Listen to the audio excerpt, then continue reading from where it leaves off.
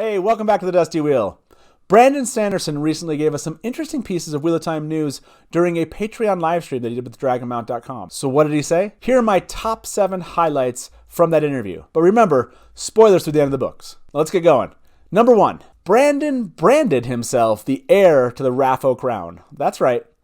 After detailing a few fun gifts that Harriet had given to him, including a Rafe bookmark that a fan had made for Robert Jordan, which had beads spelling out Rafe, Brandon stated unequivocally that Rafe had been fully ceded to him. The Wheel of Time is not mine, right? The books that I wrote, I will take ownership of the books, but the Wheel of Time, I won't. It's like this weird division where it's like I had to hand that torch back. But Rafe is mine now. Rafe was handed to me and fully ceded to me as I am the heir to the Rafe crown. And that one I will take. Quick note to everyone watching. Someone out there needs to make a Rafe crowned Brandon. Make this a meme. Now, number 2. Did you know that there is one more unreleased Wheel of Time scene hanging around? According to Brandon, he wrote a scene of Rand's engagement, where all 3 women go out and bring an item back and weave together this bridal wreath, an Aiel tradition. But he said don't get your hopes up too high because it was only about 2 pages long. Now, here's more about that from Brandon. It was opposite the Talmane scenes going in to Camelid and like dramatic scenes of people getting stabbed by Myrddraal and nearly dying and all of this stuff. And it was more powerful stuff. It was really nice, tense stuff. And then you jump back and the girls were like, tee-hee, I'm like this branch that I'm weaving into the bridal wreath. It has thorns, right? And it just did not work. It was such a, I'm making it sound sillier than it was. It wasn't that silly, but it did not fit thematically. And we got to it and Harriet's like, oh, this does not match at all. I'm like, yeah, you are totally right. And so we cut that one up, which made me feel sad because I did want to get them engaged. I know a lot of people have been waiting for that. But it had to go just for the strength of the opening narrative. So I'm curious, what do you think each of the 3 women brought back to the bridal wreath? Leave your answers in the comments below. Now, number 3. So while we wait for the bridal wreath cut, Brandon also mentioned a note that Team Jordan found written by Robert Jordan a long time ago, perhaps around Path of Daggers, in which Jordan had Rand using the mail Chodan call at the end of the series. Maybe we find another access key or whatnot. And yeah, so there's stuff like that in the notes that would be fun to release that fans could like imagine the what if, because it's entirely possible that rather than going with the Kalendor solution, Jim would have gone with the Chodian call, right? That he would have decided, no, the right thing to do is to find another access key or something like that, or, or whatnot. And then you have a different twist on the ending using that. So, that's kind of cool to think about what the alternate endings might have been to the Wheel of Time. What would it have been like for the Chodan call to have been used versus Kalendor? But honestly, like a lot of things in Robert Jordan's notes that are in the notes that never made it to the books, I like that this one didn't make it there. I like Kalendor being used. And now it does make me kind of curious. I want to go back and read what Brandon said about Kalendor and the Flaw.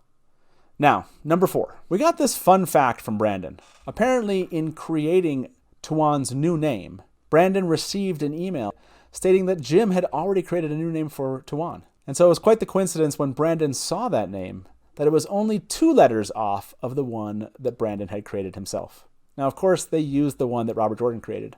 But Brandon recalls this about that moment. And that was cool. That I had been enough on the same wavelength, and we, of course, used his. But that's kind of fun, because I think we were both looking at the list of old tongue words and found something that worked together and came together. And it sounds like fortune, right? And that's the same direction I'd gone. Maybe he'd written something that had told me that I should go that direction.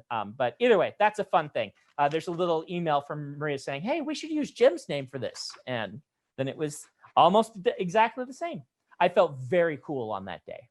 Number 5, discussion turned to the Wheel of Time on Amazon Prime TV show when Brandon was asked what advice did he give to Rafe. And this is what he said. 1, that Matt is harder than he looks to write. And 2, remember the soul of the Wheel of Time.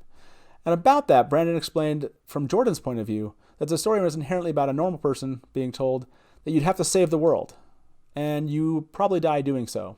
And what are you going to do with that? And two, that it's about a theme of old things becoming new and new things becoming old as it pertains to characters in the world. But ultimately, Brandon's advice could be distilled as follows. What worked for me and what anyone has to do who's in this situation is read through the books, feel the books, and then try to have that in mind when you're working on it, right?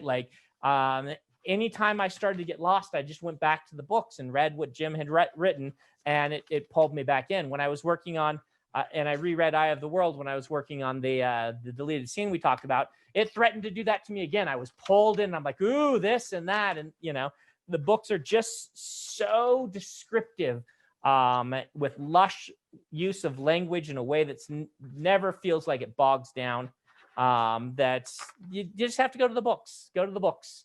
He won't do it the way I did it, and that's all right. As long as he's going to the books and he's like feeling the soul of those books. Is that too metaphysical, too bird by bird, as I sometimes say? Number 6. This one made me laugh. When asked about a possible cameo in the upcoming Wheel of Time TV show, Brandon said he hadn't asked for one, and he didn't really think that it made sense unless they got to the books that he wrote.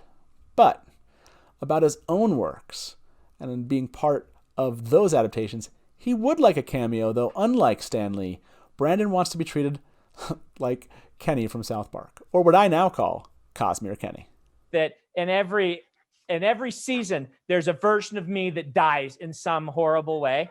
And I'm just like, a red shirt or something like that. I think that would be a lot of fun. You need people falling off the wall, getting eaten by Koloss. I'm one of those people, right? Stuff like that. It just feels like revenge the characters could have on me. And it could be this fun little thing that, Stan Lee covered the cute cameo. I could cover the gruesome death cameo role. Now, please help me make #Cosmere Kenny a thing. Number 7, and perhaps the most interesting news for those following the Wheel of Time on Amazon Prime, was Brandon stating during this live stream, which was only 2 months ago, that he had only read the first 6 scripts. Wanted to touch on the TV show a little bit, the Wheel of Time TV show that's coming up. And I know that you've spoken a lot about, that you've read some of these early scripts and that I've read the first 6. I still haven't seen 7 or 8, but I've read the first. Okay.